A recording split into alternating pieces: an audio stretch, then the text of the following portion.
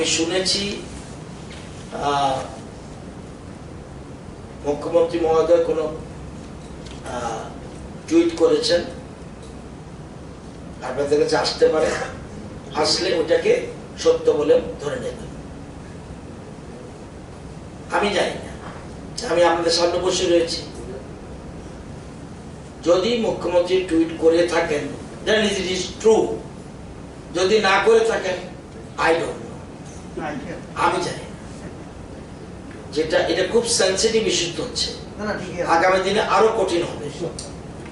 এখন কথাবার্তা বলতে ভীষণ সাবধানে বলতে হবে, কারণ যদি টুইট করে থাকে কারেক্ট, না করে থাকলে আমি জানি না এই বিষয়টা। যদি দেখেন আপনাদের কাছে তথ্য রয়েছে দেন ইউ ক্যান।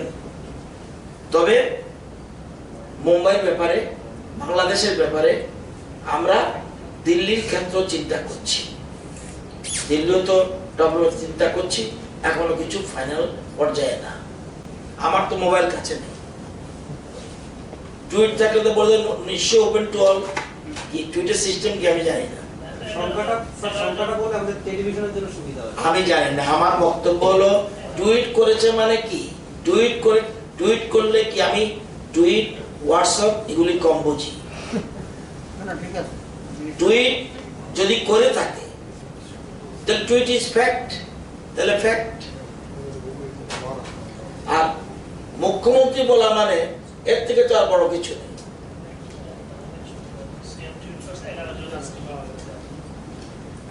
এখন দেবাশিস বাবু বলছেন যে মুখ্যমন্ত্রী বলেছেন আজকে 11 জন পজিটিভ পাওয়া গেছে, এদের মধ্যে 10 জন মুম্বাই ট্রেনে আসা যাত্রী আর একজন এটিসি ব্যাটালিয়নের পরিবারের সদস্য, এটা বলা হয়েছে।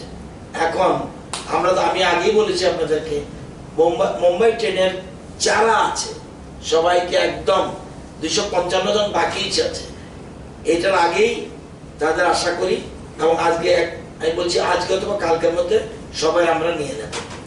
বাংলাদেশ থেকে যারা আসবে 100%, আর মুম্বাই থেকে যদি ইন ফিউচার ট্রেনও আসে সেটাও আমরা করব। এবং আরেকটা ইনফরমেশন আপনাদের দেইনি, আমাদের বিহার থেকে একটা ছেলে না মেয়ে ঠিক বুঝতে পারিনি যাত্রী আমাদের রাজ্যে, সে ফোন করেছে, স্যার আমরা তো, এটা তো কোন ট্রেনটা না, না না কেরালা না,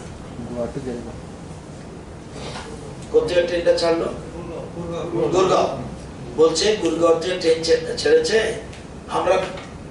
আমরা বোধহয় বিহারে আছি, সে বলতে পারছে না, আমরা বোধহয় বিহারে আছি, অনেকক্ষণ ধরে ট্রেনটা বিহারে ঘুরছে, বলছে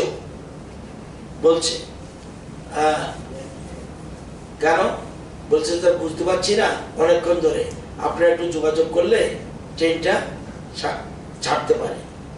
তো আমি সাথে সাথে ফোনে যোগাযোগ করেছি বিভিন্ন জায়গায়, তারপরে ট্রেনটা ছেড়েছে, আজকে অলরেডি বঙ্গাগাঁও এসে পৌঁছে গেছে। তো এটা অনেক লেটে চলছে, ট্রেনের এখন ঠিক ঠিকানা নেই, এবং কোনো ট্রেনে খাওয়া সঠিকভাবে দিচ্ছে না। আমরা এগুলি বিভিন্ন স্তরে আমরা আলোচনা, সব ট্রেন না, কোনো ট্রেন খুব ভালো খাওয়া দিচ্ছে, প্রথম যে ট্রেনটা আসলো ভালো খাওয়া দাওয়া দিয়েছে, কিন্তু কোথাও আজকে শুনলাম 2-1টা ট্রেনে এরকম অসুবিধা করছে, জল দিচ্ছে বা অন্য কিছু দিচ্ছে, খুব কম খাওয়া দিচ্ছে, আবার কোথাও ঠিক আছে। এই একটা কোনো ঝগড়াঝাটি ভাঙচুরের কথা জানি না।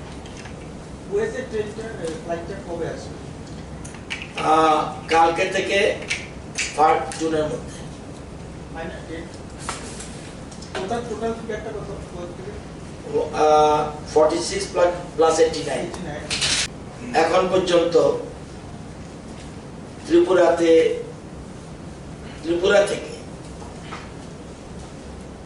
থেকে বহিরাজ্যে যারা স্ট্যান্ডার্ড পার্সন ইন ত্রিপুরা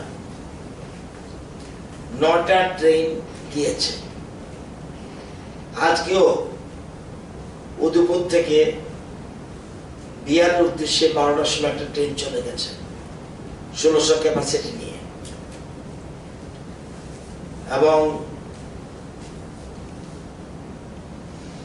এখন পর্যন্ত যতজন গেছে এভারেজ প্রতি ট্রেনে 1584 পার ট্রেন। এখন পর্যন্ত 14,256 জন আমাদের রাজ্য থেকে বাইরে গেছে। আরো 29/5 পর্যন্ত আমরা ট্রেনের শিডিউল ঠিক করে ফেলেছি, টাকা দিয়ে দিয়েছি। যেমন কালকে আমি বলছিলাম সেদিন প্রতিদিন 2টো করে যাতে ট্রেন যেতে পারে আমরা ব্যবস্থা করছি। কালকে যাবে আগরতলা টু রাঁচি, সেটা একটা ট্রেন যাবে ঝাড়খণ্ডের জন্য, সেখানে 1600 প্যাসেঞ্জার। এবং কালকে আরেকটা ট্রেন আমবাসা টু রাঁচি 1584। তার মানে 27 তারিখ 2টো ট্রেন যাচ্ছে, আগরতলা টু রাঁচি 1600 নিয়ে একটা, আমবাসা টু রাঁচি ঝাড়খণ্ডের জন্য 1584। 28 তারিখে একটা ট্রেন বিশালগড় থেকে রাঁচি যাচ্ছে 1600 প্যাসেঞ্জার নিয়ে, প্যাসেঞ্জার মিনস যারা স্ট্যান্ডার্ড ভেহিকল। 29 তারিখ 2টো ট্রেন, একটা বিশ্রামগঞ্জ টু ঝাড়খণ্ড 1600 এবং একটা জিরানিয়া টু বিহার 1600। তো এরা চলে গেলে টোটাল এই 29/5 পর্যন্ত শিডিউল এর জন্য টাকা দিয়ে দেওয়া হয়েছে। এদের জন্য টাকা গিয়েছে আপনার 1,56,00,000 আমরা ট্রেনের ভাড়া দিয়েছি। আরো শিডিউল নন শিডিউল শ্রমিক ট্রেন নট শিডিউল ইয়েট, একটা জিরানিয়া থেকে 30/5 নওদা, একটা 30/5 উদয়পুর থেকে রাঁচি, আর একটা 31/5 বিলোনিয়া থেকে রাঁচি। তাহলে রাজ্যের সমস্ত standard person specially pre clean clear. তো 29/5 পর্যন্ত আমাদের শিডিউল টাকা দিয়ে দেওয়া হয়েছে 1,56,00,000। বাকি 3টা ট্রেন যেটা বললাম 30/5 2টো, 31/5, তাহলে হয়ে যাবে টোটাল প্রায় আমরা শেষ করতে পারবো। এর বাইরে 10,324 জন লোক 29টা স্টেটের, এর বাইরে 10,324 জন লোক 29টা স্টেটের লোক অন্যান্য রাজ্যে রয়েছে। আমাদের রাজ্যে রয়েছে অন্যান্য রাজ্যের, এর মধ্যে পশ্চিমবঙ্গের লোক রয়েছে 4,148 জন, এবং বিভিন্ন রাজ্যের রয়েছে, এর মধ্যে বেশি ওয়েস্ট বেঙ্গলের। এরা কিন্তু ব্রিক্লিনের নয়, এর মধ্যে 12 জনও আছে, 11 জনও আছে, 40 জনও আছে, একজনও আছে ছত্তিশগড়ে, একজন আছে যারা ত্রিপুরা রাজ্যে আছে, 9 জনও আছে গোয়ার, 25 জন গুজরাটের।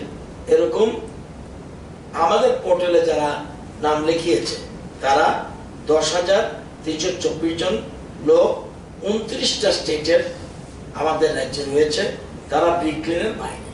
আমরা সব দিক থেকে আমরা জানেন গতকাল 62টা ক্লাবকে নিয়ে 62 ক্লাব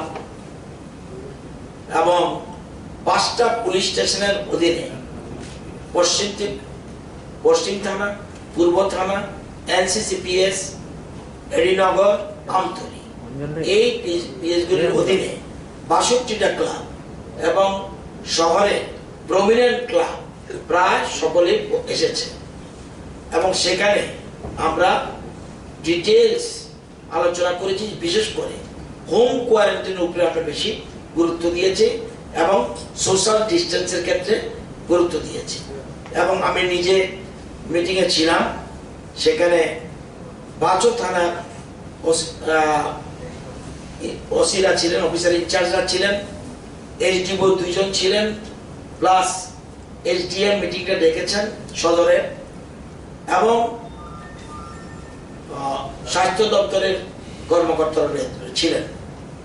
এবং আমরা হোম কোয়ারেন্টাইন নিয়ে যাতে কোনো অসুবিধা সৃষ্টি না হয়, ক্লাবগুলি অতীতেও বিভিন্ন রকম সামাজিক উন্নয়নে তাদের দারুণ ভূমিকা ছিল। আমরা যদি বলি 71 ওয়ার, আমরা যদি বলি 80 জুনের দাঙ্গা, সেই সময় ক্লাবগুলির ভূমিকা যথেষ্ট উল্লেখযোগ্য ছিল। সেই জন্য আমরা ওনাদের দায়িত্ব দিয়েছি এবং এক এক করে নিজেদের মধ্যে আলোচনা করে সবাই এসুরেন্স দিয়ে গেছে যে আমাদের ক্লাব এলাকার মধ্যে কোনো অসুবিধা হবে না এবং প্রশাসন তাদের পাশে থাকবে, আরক্ষা দপ্তর এবং সিভিল অ্যাডমিনিস্ট্রেশন যেটা আছে তারা পাশে থাকবে।